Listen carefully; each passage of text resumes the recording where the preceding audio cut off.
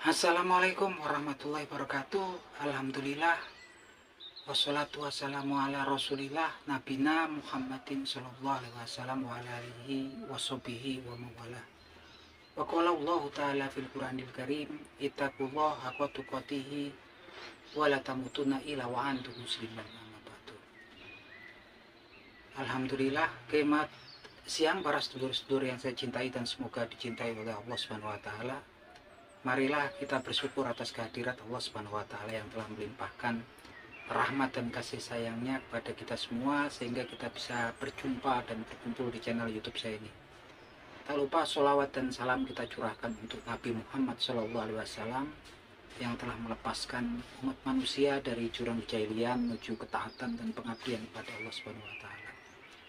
Oke para sedulur, akhir-akhir ini tema ataupun topik yang lagi trending diperbincangkan di media sosial, khususnya YouTube ya teman-teman, ini adalah konflik antara beberapa negara yang ada di dunia ini ya.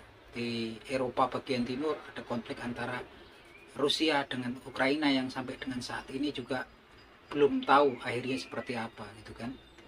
Dan kemudian di Asia Tenggara sendiri ada negara Burma yang menghadapi pemerintah yang berkuasa saat ini lagi berhadapan dengan warganya sendiri yang jadi rebel ya teman-teman. Sementara di Timur Tengah atau Mid East ada konflik antara Iran dan proksi-proksinya yang mana mereka berhadapan dengan negerinya kaum Yahudi, yaitu negeri Israel teman-teman. Yang mana yang terakhir ini yang paling banyak diperbincangkan teman-teman, karena kemudian eskalasinya itu semakin meningkat. Sedangkan konflik antara mereka berdua ini, antara Iran dan proksi-proksinya dan Israel ini, banyak orang yang berpendapat inilah awal daripada kemunculan salah satu mitos yang saya pikir sangat menakutkan ataupun mengkhawatirkan ya. Mitos bukan mitos ya, keyakinan ya, kemunculan Dajjal. Karena memang Dajjal ini teman-teman diberitakan oleh Rasulullah SAW dalam sebuah hadisnya, Dajjal adalah salah satu fitnah terbesar yang akan menjadi cobaan umat manusia dari awal gitu kan, dari awal penciptaan Nabi Adam alaihissalam sampai dengan yaumil akhir. Fitnah terbesar, ujian terbesar dari manusia adalah munculnya Dajjal, yang mana justru saat ini memang banyak tanda tanya tentang Dajjal ini ya teman-teman. Karena Dajjal sendiri diberitakan akan muncul dari bumi bagian timur yang namanya Khurasan. Khurasan sendiri ini kan region yang mana saat ini salah satu daerah di Iran, yaitu kota Tus dan kota Nisapur itu termasuk di dalam region Khurasan tersebut. Dan juga dalam sebuah hadisnya Rasulullah memberitakan bahwasanya itu kan Dajjal ini juga diikuti oleh pengikut utamanya lah sekelompok orang Yahudi yang datang dari kota Isfahan atau kota Asbahan.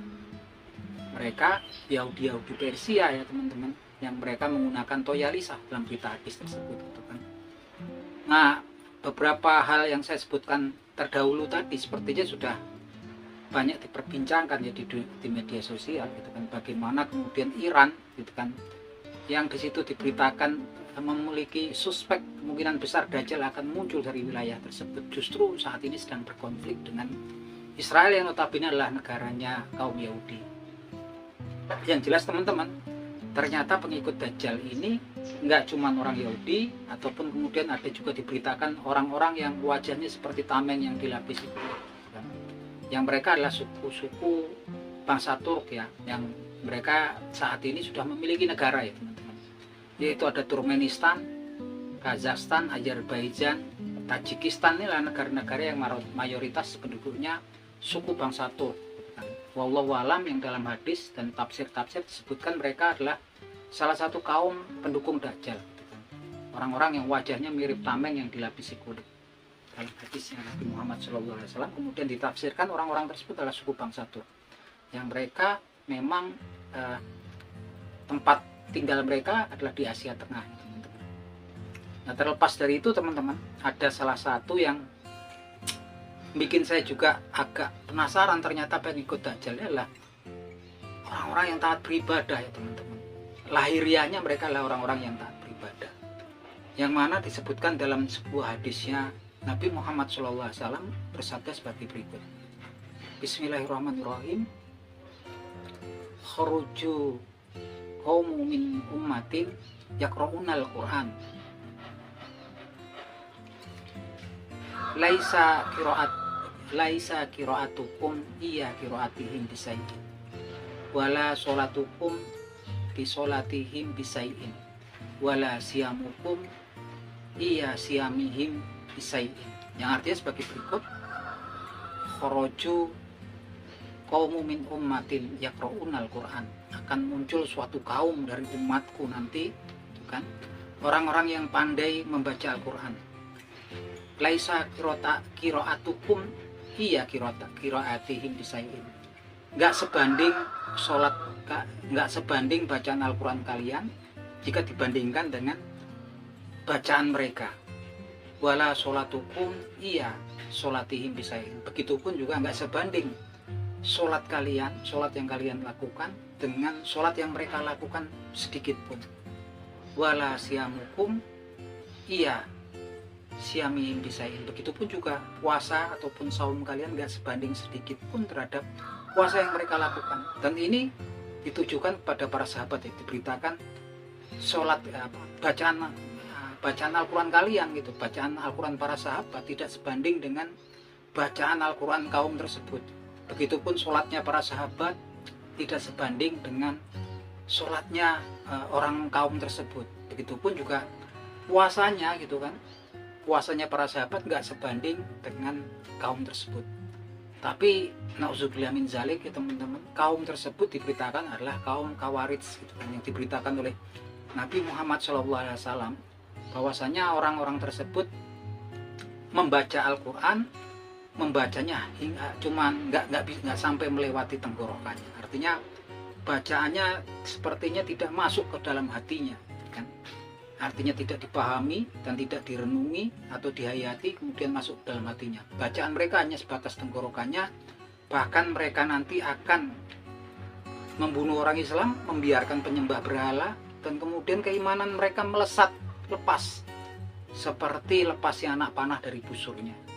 Dan ini diperkuat dengan salah satu hadisnya Nabi Muhammad SAW yang diriwayatkan oleh sahabat Ibnu Umar radhiyallahu anhu, yang bunyinya sebagai berikut. Bismillahirrahmanirrahim. An Ibnu Umar qala ana Rasulullah sallallahu alaihi wasallam qala yang sya'u nas'u yaqra'unal Qur'an la yujawiyu tarokihim kulama kharaja qarnu quti'a. Suma qala Ibnu Umar sami'tu Rasulullah sallallahu alaihi wasallam yaqulu ulama kharaja qarnu quti'a asaro min isrina maroh hatta yakhruja fi iratihim dajjal. Yang artinya sebagai berikut: akan muncul sekelompok orang dari umatku nanti yang mereka pandai membaca Al-Quran kan? Tapi bacaan mereka tidak melampaui tenggorokannya, dan apabila mereka muncul mereka akan dibinasakan. Dan apabila ketika mereka muncul mereka akan dibinasakan hingga kali ke-20 gitu kan, hingga kemudian muncullah Dajjal di tengah-tengah kelompok mereka. Nah, inilah orang-orang Khawarij ya teman-teman, yang orang-orang Khawarij yang ternyata salah satu cirinya itu mereka adalah orang-orang yang sebetulnya sepertinya ahli ibadah gitu kan secara lahiriahnya, tapi ternyata salah satu cirinya mereka membaca Al-Quran itu cuma sebatas tenggorokannya, nggak melewati batas tenggorokannya. Artinya bacaan Al-Quran mereka ini cuma di lisan sampai tenggorokan, nggak masuk ke dalam hatinya. Dan orang-orang Khawarij inilah yang menimbulkan bibit perpecahan di umat Islam. Salah satunya yang menyebabkan kemudian salah satunya kematiannya Khalifah Ali bin Abi Thalib radhiyallahu anhu. Ini adalah oleh salah seorang Khawarij ya, yaitu Abdurrahman bin Muljam, teman-teman. Dan kemudian sampai terjadi perang yang namanya perang Nahrawan. Ini adalah perang antara orang-orang pengikut Khalifah Ali bin Abi Thalib radhiyallahu anhu dengan orang-orang Khawarij. Jangan heran teman-teman, jadi ternyata kalau kita ternyata pengikut Dajjal pun ada yang orang-orang yang secara lahiriahnya adalah orang-orang yang pandai ya, pandai membaca Al-Quran, kemudian mereka juga sholatnya juga luar biasa, kemudian ibadah puasanya juga luar biasa gitu kan. Nah kita nggak ngerti nih, jangan sampai kemudian kita berlindung pada Allah Subhanahu Wa Taala, jangan sampai kita kemudian termasuk dalam orang-orang ini gitu kan.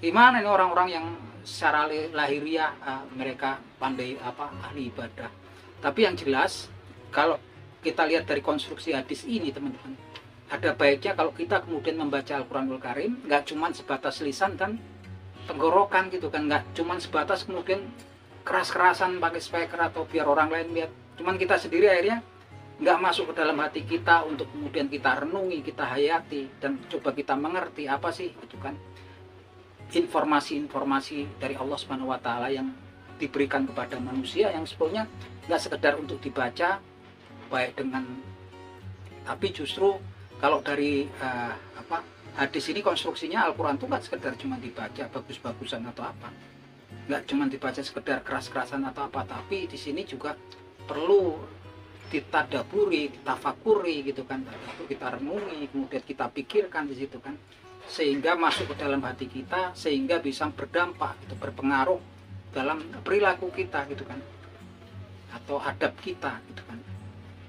Jelas teman-teman, ini salah satu peringatan, informasi buat kita bahwasanya kalau kita membaca Al-Quranul Karim jangan cuma sekedar dibaca ya teman-teman. Kalaupun teman-teman belum mengerti bahasa Arab, tentunya kan sekarang udah banyak tafsirnya di situ yang sudah dengan terjemahannya gitu kan, sehingga kita jangan sampai kemudian tanpa sadar nanti kita jadi orang-orang yang seperti dimaksud orang Khawarij. Nauzubillah min dzalik. Oke teman-teman, semoga bermanfaat obrolan kita di siang hari ini. Akhir kata, wabillahi taufiq wal hidayah. Wassalamualaikum warahmatullahi wabarakatuh.